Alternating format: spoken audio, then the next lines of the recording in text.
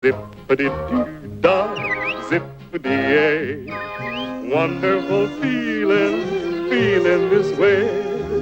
Mr. Small, you're accused of violating condition number 2 of your supervision conditions, and it reads, you failed to report as directed, absconded from supervision. How do you plead to violating condition number 2? I'm going to plead not guilty to that because I never. Okay, talk about it. You can explain it to Mr. Prater. We're going to finish our pleas first. Next is condition number 3, and it reads, changed your address without advising or obtaining permission from your parole officer and absconded from supervision. How do you plead to violate condition number 3?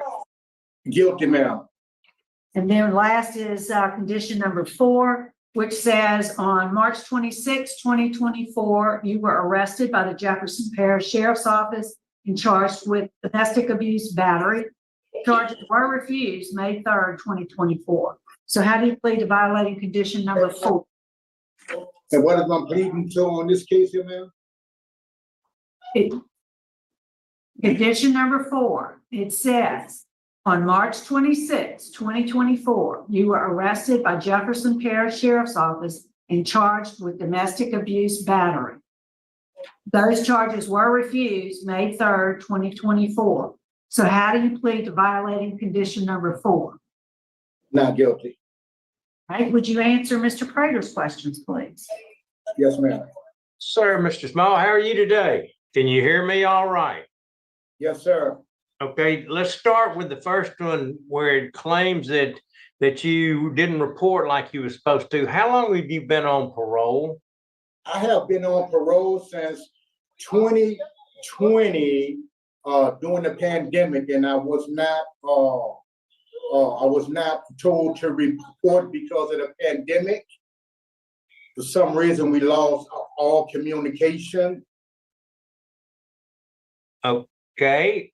Were you told when you were paroled that you couldn't leave the state? Well, I never left the state, sir. I was here all the time. Did you ever go to Texas? No, I came from Texas when the warrant was put out for me. I never went to Texas. Once I got here in Louisiana on parole, I never went to Texas, sir. Okay. What warrant are you talking about? Which warrant? What warrant? The parole warrant. I assume that's what you're speaking about. Yes, sir, that's what I am. I'm speaking about that. So they went to Texas to get you. Okay, I was living in Texas at the time when I first started parole. I was living in Texas. I was married, living in Texas. My wife and I, we got a divorce in 2018. I left, me and my wife split up in Texas. I went to San Antonio, Texas, where I entered a program of Victory Gospel Outreach Center, where I was in the program during that time. I started working up there in San Antonio, Texas, and that's when I was picked up for a warrant out of Baton Rouge. Thought you had not, because you were on parole and you had gone to Texas. Right, I was already in Texas at the time when I was picked up the first initially time, like in 2018 or 19. Okay, let me get this. Let me just make sure I understand, because this is important to me, Okay, and I know it's important to you. Yes, it's very important. So you were placed on parole in Louisiana. Did you have permission to go to Texas to live? Yes, sir, I did have permission to live in Texas.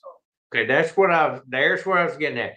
And did you report in Texas like you were supposed to?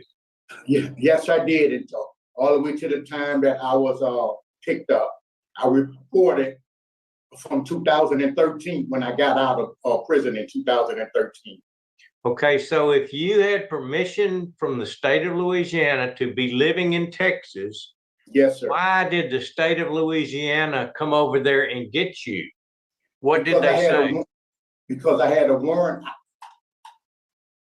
I had a warrant out of Baton Rouge, Louisiana for a parole violation, because I had stopped going to see the parole officer in Texas like I say, my wife and I, we divorced in 2000, my first wife, not the one that I'm married to now. But my wife, my first wife and I divorced in 2018 while living in Texas on parole. Okay, I was going to the parole officer all the way up until that time. So once me and my wife got divorced in 2018, I left Orange, Texas, where I was on parole, seeing my parole officer regularly, working, seeing my parole officer. Once my wife and I got divorced, I went to San Antonio, Texas, not telling my parole officer that I had left. And went to San Antonio, Texas. There where I was picked up there. I was picked up in San Antonio, Texas at that time for a warrant from Baton Rouge for not seeing my parole officer at that time. So I've been here. Yes, sir. That's what I was trying to get at this whole time. So work with me here. You were picked up for violating and not seeing your parole officer in Texas. You were picked up by the Louisiana authorities and brought back to Louisiana, correct? No, I was picked up by an officer from San Antonio, Texas. Right. Where I went to Bear County, and I stayed at Bear County for a couple of months before being extradited back to the state of Louisiana, to Baton Rouge, where I went to Hunt, the correctional center. Okay. So you did abscond, you did leave, but you didn't do what you were supposed to do. Is that correct? Yes, sir. I did not do what I was supposed to do by telling my parole officer that I had got a divorce from my first wife.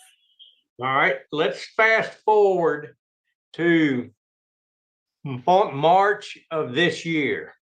Right. Tell me about that occurrence with your wife. March the 26th. Got up usual, got ready for work, and went to work. About 6:30, March the 26th of 2024, I received a phone call from my wife stating that the Jefferson Parish Sheriff Office was at the house with 2 warrants for my arrest. So during that particular time there, sir, I turned myself in at that particular time at March 26th. I turned myself in. Okay. And that is from an occurrence that happened in October of 22, right? Okay. Yes, now, right. Now tell me, now we're going back in time now. Tell me about the actual incident that caused them to come and arrest you in 24. My wife and I, we had a misunderstanding, and during that time, 2 years ago, for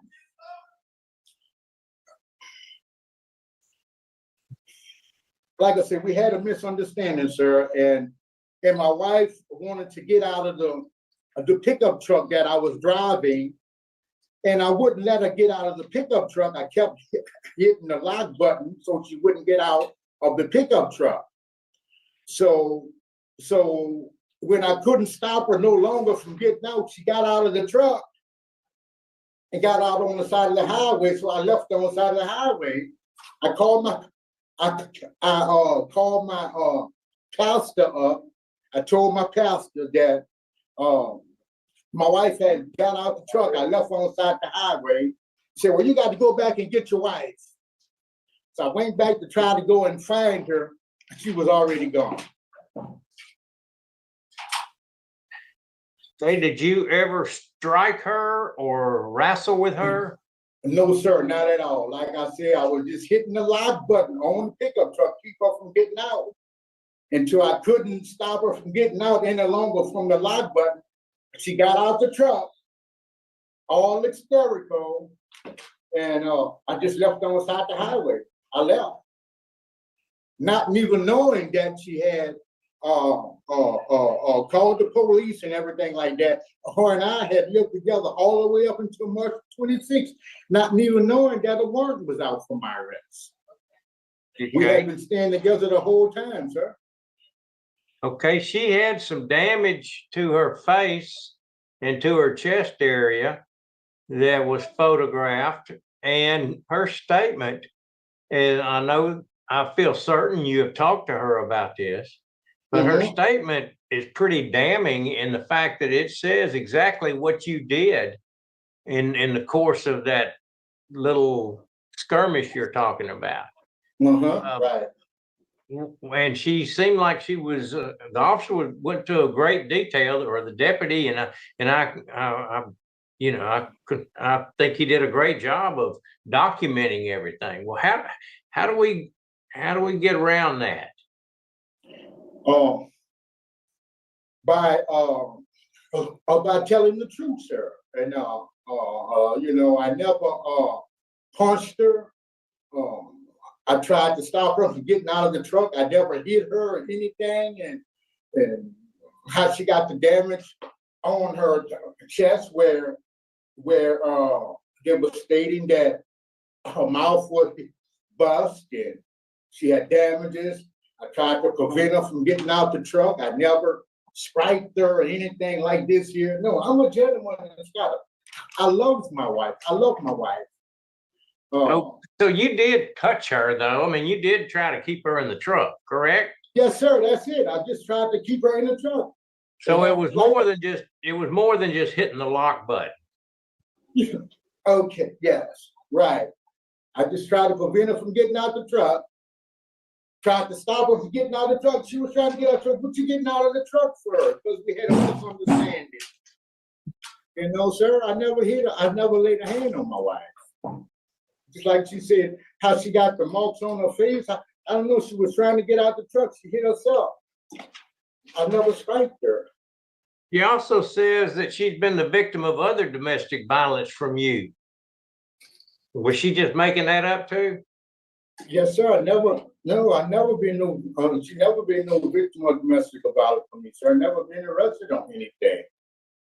I never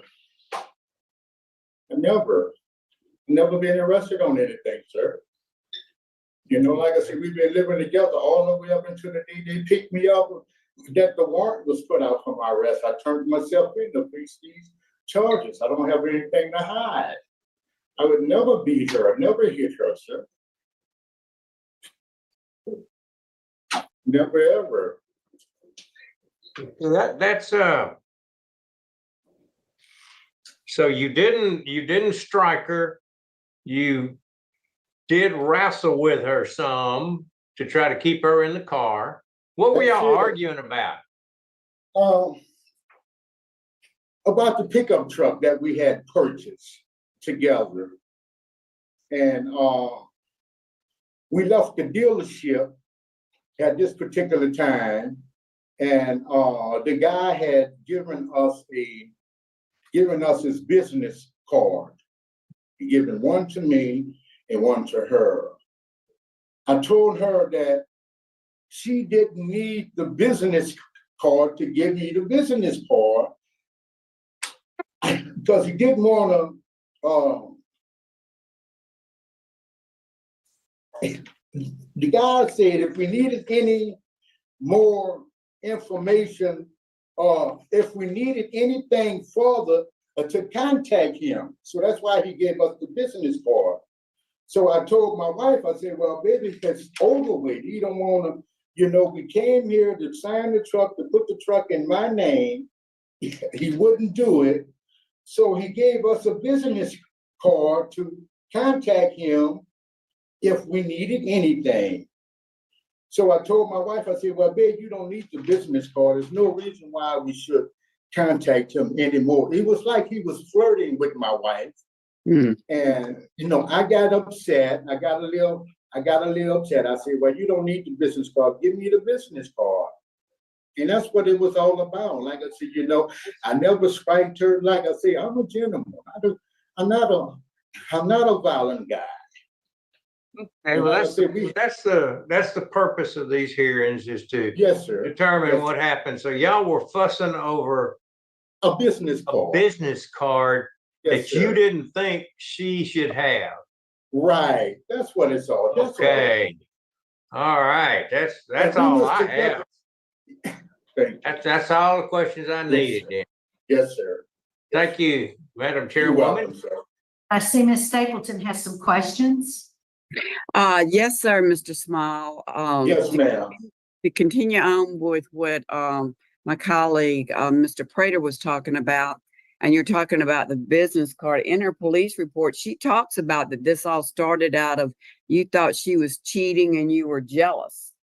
And you started hitting on her, and she, in her words, she attempted to defend herself with very limited results because you were in a fit of rage. And she tried to flee the vehicle, and that's when you were pulling her back in, and you continued to hit on her, and then you left her stranded on the side of the road. So tell me about that. But like I was saying, like I was saying, I tried to forbid her from getting out of the car. It wasn't no fight. It wasn't no. Was she trying to get out of the car though because you were hitting on her? Because she said she was trying to defend herself. No, not because I was hitting on her, because she didn't want to give me the card. She didn't. Well, why were you hitting on her about a doggone card? I wasn't hitting on her. That's what I'm saying. I never striked her. Okay. But you were insistent on getting the card back. You thought she was cheating on you? Yes, ma'am. Yes, ma'am. Yeah. 2 years ago. Yes, ma'am. But like I said, we lived together the whole time, ma'am. Not one time we ever Well, had she any said that this is just like my colleague said, that this has not been the first time that you've done this, but she never pursued charges. That's not unusual for somebody that's a victim of domestic violence. They can be hit a lot of times and many different occasions, and they don't pursue charges.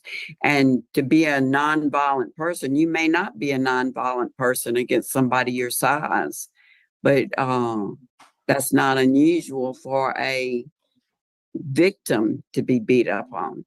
We never meant for any of this to happen, ma'am, and I'm very sorry that this happened. I love my wife. My wife loved me. We just want to move on with our life. Like I said, I'm not a violent person, a DA, and they threw the charges out that they had on me for, which was a misdemeanor charge as well. It wasn't a felony charge, ma'am. It was a misdemeanor charge, and I was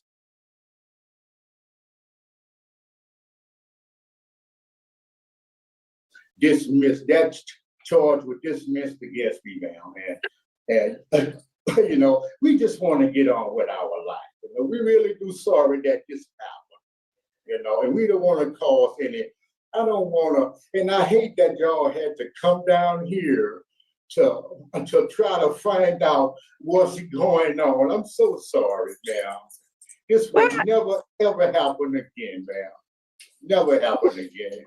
Well, it's a good thing that we were called down here for this, because sometimes these types of hearings may be preventative. Because what I like is your wife. I hope maybe she's going to talk later. I'm not sure, but I do see where she recanted and that she wanted you home. But I hope that she seeks out the local shelter and finds out what domestic violence is all about. And they have free counseling and free services for her. So I hope she gets that. And regardless of this hearing, I hope you do the same thing, because clearly the police officer, what he observed was that she was very upset and crying. And as Mr. Prater said, we do have the pictures, and she was scratched up and stuff. So I don't think she did that to herself. That's all I've got to say. All right. Ms. Dolores, would you like to speak? Yes, I would like to say something. All right. Go ahead. Okay. Dad, my husband never hit me. I can tell you he never hit me. And when he was pressing the button to get me out of the car, I was trying to get out the car. So when he got to Central, and when he got to Central and he wasn't pressing the button anymore, I jumped out the car. My husband did not hit me. Now, the only thing about abuse, I know about abuse. You know what I'm saying? I've been through abuse with my ex-husband, okay? Cornell is a very good man to me. He never hit me, never. And I don't understand why. The things is we do have problems. We have communication. Sometimes we fuss about things. He go take a walk and I'll be right here. You know what I'm saying? I could never go to a shelter. Now, when I was married to this other guy, I'd have been told y'all that he beat me big time. But Cornell never hit me. Now, the thing is, when them people came to my house that day, that really told me up. When my husband went, they brought him from work to jail. That really bothers me. I couldn't sleep. I couldn't do nothing because of those people in the front yard and in the backyard of my house. I could not rest. So they really did something to me. I couldn't even rest at all. These 3 months, I could not rest. Every time I turn around, I'm looking and see if those people come into my house with these guns. I never experienced that. I never saw that before in my life besides TV. So my husband is not a bad man. He's not the person to be out here, out in that jailhouse. Those people that doing bad need to be in there. My husband is good. He is very good. And I'm not going to lie to him because let me tell you, I got 4 boys. My 4 boys is very, very particular about mine.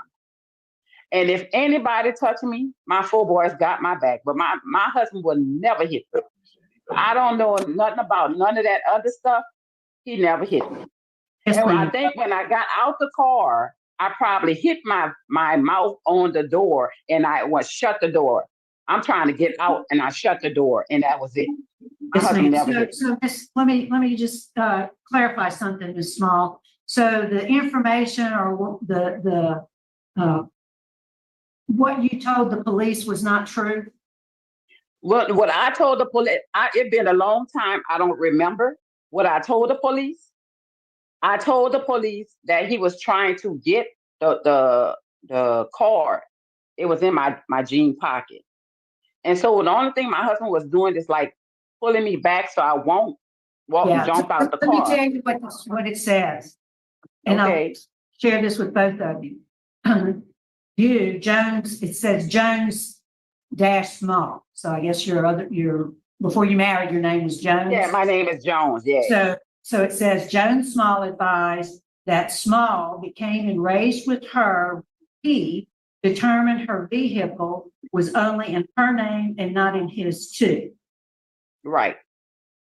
You advised that Small also repeatedly accused her of cheating him, to which she denied.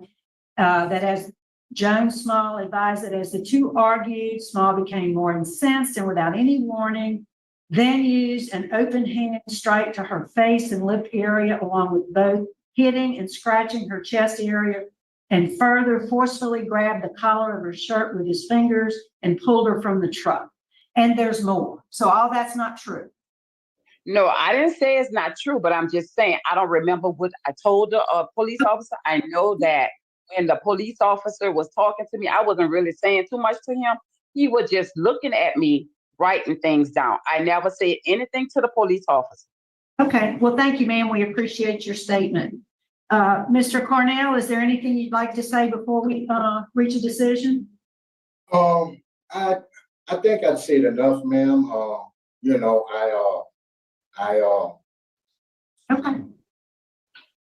Very I good. appreciate everything. And I just want to say, like I was saying earlier, I'm not a violent guy. I love my wife. I never strike her, ma'am. We very much is in love. I just want to get on with my life, get back to work and get my life back in order. And I can continue on this parole that I'm on. Yes, sir. All I've been right, on ready to probation. vote. Mr. Prater will be voting first. Okay, ma'am. Well, I vote to deny or to revoke on this particular situation because of the violence that's evident was displayed there. To me, it's evident. And then I think it's a typical story of after a certain time has passed that the wife / spouse has chosen to change her story. But it's evident from the police report, and it's evident from the fact of just what started this whole situation, a business card, and the fact that he's going to determine what kind of business card she can keep in her pocket. That's all I need to say. I vote to revoke the Thank you. parole. Mrs. Stapleton?